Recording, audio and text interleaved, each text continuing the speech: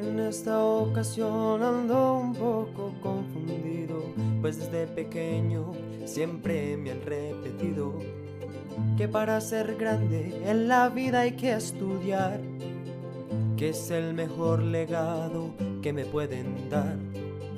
Pero hoy que estoy ante el pizarrón, me dice el profe que hay una situación. Una educación para nosotros de manera gratuita, de calidad, y no solo para nosotros, sino para las generaciones que vienen. Futuras generaciones quieren atención. Clama el pueblo por saber, no somos mercancía para vender.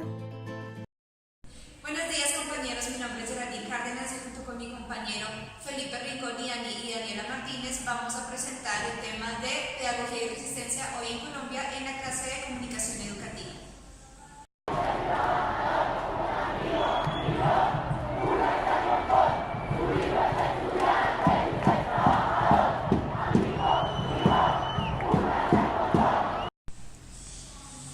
La pedagogía en Colombia ha tenido una gran variedad de impactos por culpa de la globalización, determinando así que la misma no tenga un raciocinio crítico, sino que se haya toda una estructuración del sistema educativo acá en el país. Es decir, que la educación en nuestro país se centra solo en seguir un formato o una línea de pensamiento y no abre las puertas para que sus estudiantes y maestros generen una transformación crítica, no solo a nivel educativo, sino también en el nivel social que lo rodea. Otro de los ítems de la pauperización en el docente es la cultura. En este vamos a conocer un nuevo concepto que es la desterritorialización. ¿Por qué se da? Cuando el docente se ve sumido o se deja controlar por el sistema hegemónico educativo, el docente pierde esa vinculación, pierde ese ligamento con las comunidades locales. Estas comunidades locales son autónomas, tienen el poder de enriquecer por medio de su cultura y sus tradiciones al docente, para que éste a su vez en las aulas enriquezca a los alumnos por medio de la experiencia. Entonces el docente, al perder este contacto con las comunidades, ya empieza a entrar en un sistema lineal para implementar su rol en las aulas. Entonces se dirige a las escuelas e instituciones educativas por rutina. Ya pierde totalmente el interés por la cultura que se ve en el entorno. Entonces pierde relación tanto en su enriquecimiento personal cultural como con la demás sociedad y asimismo perjudica a los alumnos. El cuarto ítem es la ideológica. Entonces entendemos por pauperización empobrecimiento general. En este ítem nos pasamos en un empobrecimiento y una decadencia del docente como tal en su formación académica y profesional como preparación para desarrollar su rol en las aulas o en las instituciones, en el campo donde quieran desempeñarse. Entonces, ¿qué es lo que no tiene en cuenta el sistema para considerar al docente? Uno, las ofertas de empleo que tienen que buscar los docentes para poder calificar y poder obtener un empleo. Segundo, tienen que concentrarse en poder de una u otra manera dar rendimiento o pruebas de su preparación como tal individual y profesionalmente. Y tercero, pues aparte de que tiene que pensar en él, tiene mucho cargo a la hora de preocuparse por las evaluaciones y demás preparaciones ya de todos los alumnados. Entendamos también que hoy los docentes cumplen o atraviesan por una crisis que es tener a su control demasiados alumnados. Es mucho cargo y es mucha presión para un docente poder evaluar de manera correcta a sus alumnos. Dentro del sistema hegemónico, obviamente este modo de pedagogía, este modo de técnica hegemónico, por decirlo así, es retroalimentado por diagnósticos. Entonces, de una u otra manera, aunque el docente quiera hacer su trabajo de forma reflexiva, constructiva, con una comunicación horizontal, que la clase se vea edificada tanto por él como por sus alumnos, no se puede. Entonces, en conclusión, el sistema hegemónico no permite al docente hacer las cosas como de la mejor manera. Y tampoco consideran al docente para que esté bien física y profesionalmente, personalmente. Y el quinto ítem es el personal. Aquí el docente, por obvias consecuencias, producto de ciertas circunstancias, por no tenerlo en cuenta como persona y como profesional, el docente ya empieza a sufrir de ciertas enfermedades profesionales y de estrés. Entonces ahí conocemos otro concepto que es la desprofesionalización. Es aquí donde el docente se quita valor, se devalúa y empieza como a quitar calidad en su persona como individuo, colectivo, activo en la sociedad y como profesional. ¿Por qué? Porque no puede desempeñar bien su trabajo. Porque por obvias razones, obvios limitantes, la hegemonía no permite que el docente como tal desarrolle su labor como debe ser. El docente desde un inicio pensó su carrera de una forma muy diferente, muy constructiva, muy edificante y beneficiaria para él y para la sociedad, de una manera constructiva. Pero el sistema hegemónico no se lo permite. Entonces hay como una frustración y empieza él dentro de ese sistema, a comparación de otros docentes que se encuentran en la misma situación, a compararse y a devaluar su trabajo y a devaluar su calidad como persona. Para concluir, continuamos con un subtema que es titulado Un nuevo escenario de poder, control, por lo tanto de resistencias. Es aquí donde prácticamente las nuevas propuestas y oposiciones ante la hegemonía reconocen que es el sistema el que prácticamente se apropia de la información y del conocimiento, y es por medio de esta técnica, por decirlo así, que obtienen el poder y obtienen el control, tanto en lo político como en lo económico, como en lo social y cultural y demás. Por ende, estas nuevas propuestas prácticamente surgen como resistencias, replantean el pasado. Si bien el pasado tiene su origen, pero la hegemonía o la élite de una u otra manera la ha configurado a su conveniencia. Entonces la resistencia educativa, esta nueva propuesta enriquecedora en lo académico, propone replantear el pasado, propone de una u otra manera estudiar y dar a conocer el pasado tal y como es, sin tapujos, sin intereses lucrativos y demás.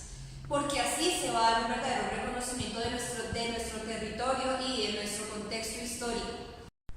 Realizan nuevas configuraciones, nuevas propuestas, donde la subjetividad es subjetividad y no objetividad, donde se toma en cuenta el punto de vista de cada quien, porque es importante, porque complementa hoy en día en la sociedad. Recordemos que el conocimiento, la academia, la pedagogía, todos estos ítems educativos, por decirlo así, deben ser enriquecidos, deben ser equitativos, por medio de una comunicación horizontal y de ninguna manera vertical, porque ya tendría que ver de una u otra manera con jerarquías, y eso que obviamente no queremos, porque pues nos igualaríamos a lo que es la élite y a lo que es la sistematización y a lo que es lo lineal.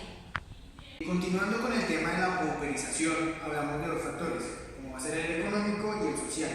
El económico muestra que el pedagogo acá en Colombia sufre grandes rasgos de mal manejo económico por parte del ente encargado, ya que los salarios de los maestros en el país varían mucho dependiendo de la situación económica del Estado, y varía también su capacidad, ya que la pedagogización en Colombia ha sido tomada como un tema libre y no se ha centrado en ella, sin tener en cuenta su importante labor, ya que cualquier persona puede considerarse un pedagogo según el campo en el que se haya especializado. O sea, digamos, un administrador se puede especializar como profesor en matemáticas, o como por citar un ejemplo. El sistema económico para las personas encargadas de la pedagogía del país ha variado mucho y ha afectado mucho otro factor, como va a ser el sistema social. El factor social, la economía, dicho anteriormente, afecta mucho a los universitarios, ya que escoger una carrera de pedagogía es siempre una tercera opción, ya porque consideran que cualquier otro tipo de carrera o de guía educativa puede servir para ejercer la pedagogía tiempo después, ya que esta es muy competitiva y se ejerce sin tener en cuenta que el salario o el valor económico de la misma no es simétrico a su importante labor como es el pedagogo en el país. Entonces estos dos factores afectan mucho la enseñanza de Colombia por sus aspectos económicos que a su vez afectan el factor social. Ahora nos vamos a inmiscuir en otro tema, como la desprofesionalización del docente en el país, que es crear como otro tipo de enseñanza, otro tipo de profesor. Esto se basa en que la globalización y el neoliberalismo, acompañado de las nuevas tecnologías, han vuelto al profesor un trabajador común y corriente, le han quitado su característica y su relevancia más llamativa, que es ser una persona que siembra la crítica y la reflexión en la sociedad. Gracias a las nuevas tecnologías, el docente se ha vuelto un simple operario, solo viene, da su clase, da unos temas estructurados por las élites, explica sus temas, su relevancia y ya, no genera una semilla crítica, un pensamiento reflexivo en sus estudiantes frente a estos temas. Del mismo modo, esto ha generado que la pedagogía en nuestro país haya bajado grandemente, ya que por volver al maestro un simple obrero que reproduce un tema, no generar crítica, ha determinado que el pensamiento de la sociedad sea manipulado por las grandes élites, generando así un poco raciocinio frente a los temas al hablar. Esto se ve grandemente, citando un ejemplo, en el contexto político del país.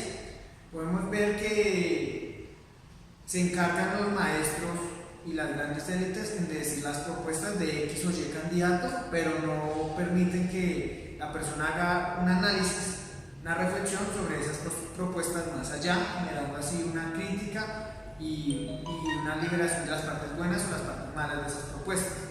Eso es una de las grandes causas que ha generado la falta de profesionalización al maestro, ya que él mismo se ve sometido y se ve sometido a volverse un asalariado manipulable, ya que volviendo a un sistema económico, dependiendo del factor que el Estado y el sistema educativo del país centre, el maestro tiene que asimilar esos factores y reproducir y analizar y mostrar la educación específica que esté predeterminado para enseñar a sus alumnos sin generar así un análisis de cada contexto y cada factor social que afecta a esta población, en este caso como es Colombia. El camino que ha llevado a despedagogizar la educación y la pedagogía del país se centra, digamos, en Colombia en tres leyes, que las voy a leer. La primera es la ley de la descentralización, la cual centra que los mayores esfuerzos, los mayores beneficios, los mayores regalos, digámoslo así, que da el Estado se vean en las partes centrales del país, como son las capitales, como son las ciudades, las metrópolis más llenas de población, generando que estos son los puntos claves en el que más se debe enfatizar la enseñanza, generando así un desequilibrio, por ejemplo, con las poblaciones rurales que no tienen, digamos, que la misma calidad de enseñanza que nuestras grandes metrópolis. El segundo es una ley, se llama las nuevas leyes de la educación, de la Ley 115 del año 1994, la cual dice que la reestructuración educativa y pedagógica en América Latina se debe centrar en los ítems y factores que da la globalización en un sistema general. Siendo así, digamos en palabras más coloquiales, es decir, que el sistema educativo que se implanta en las grandes élites mundiales como las de Estados Unidos y países de Europa se debe reproducir en nuestro sector, en América Latina. Se debe implementar este mismo sistema educativo, generando así enfrentamientos de multicultura y de interculturalidad, determinando así que el aula de clases es un enfrentamiento entre pensamientos culturales arraigados a nuestras tierras, a nuestra historia, y la globalización que viene del mundo. Esto se podrá ver en un ejemplo, digamos que en un salón de clases, en un colegio normal de Colombia, haya un estudiante de una tribu indígena. Va a sentir el choque de las multiculturas y la globalización que afecta su historia, su creencia, su credo, que viene desde años atrás, desde sus raíces pues, indígenas.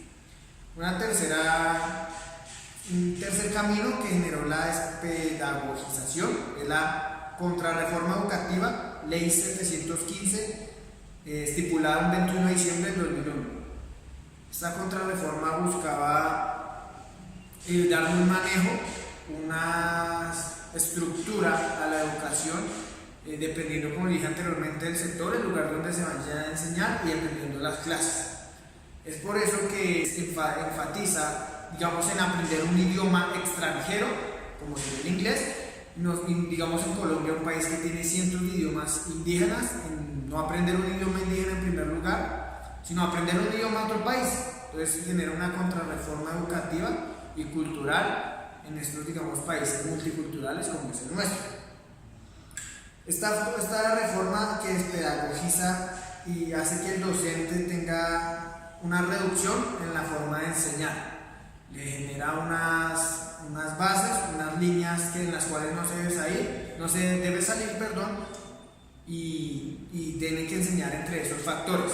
No puede salir de eso, por eso se crean como estudiantes rebaño que no tienen la capacidad crítica y reflexiva de pensamiento sobre el aspecto social que los rodea.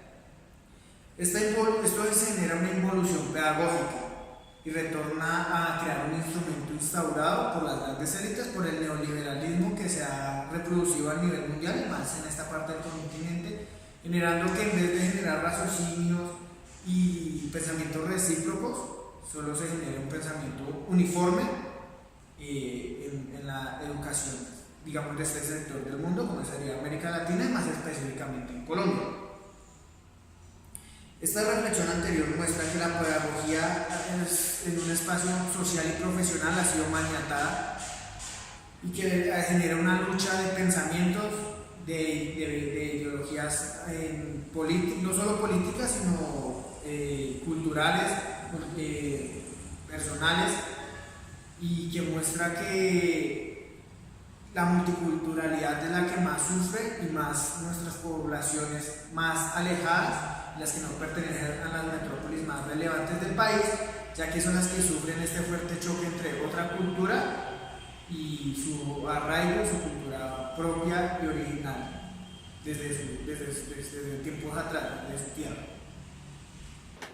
En Colombia la educación es lineal. Esto quiere decir que es una educación institucional, una educación que no permite que hayan diferentes tipos o alternativas de la pedagogía.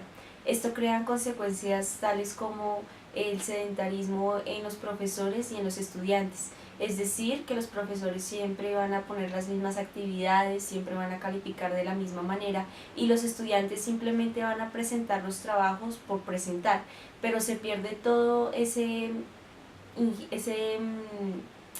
ingenio que debe tener la educación, que particularmente debe ser siempre el razonamiento, el conocimiento, el debate, el repartir ideas.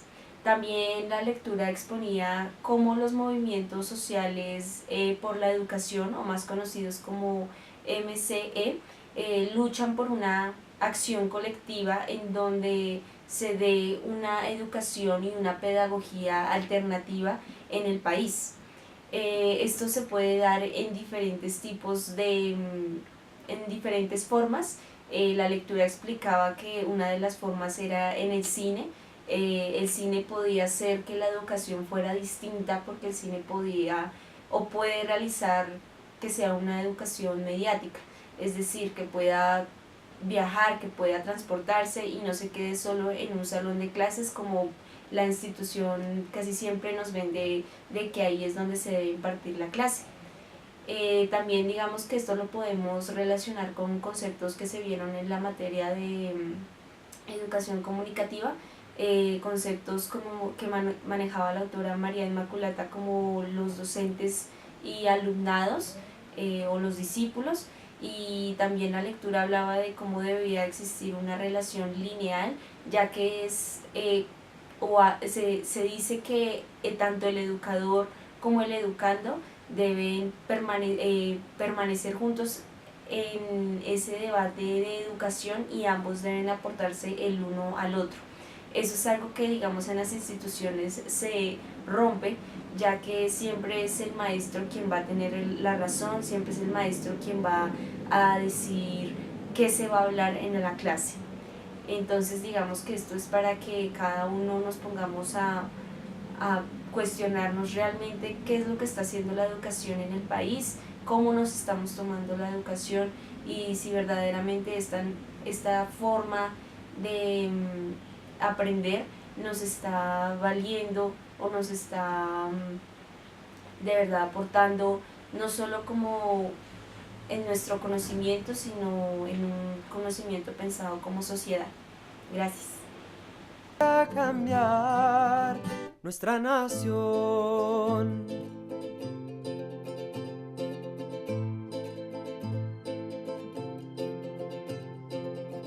¿Qué pasará con el niño sin recursos? El que de entrada ya está fuera de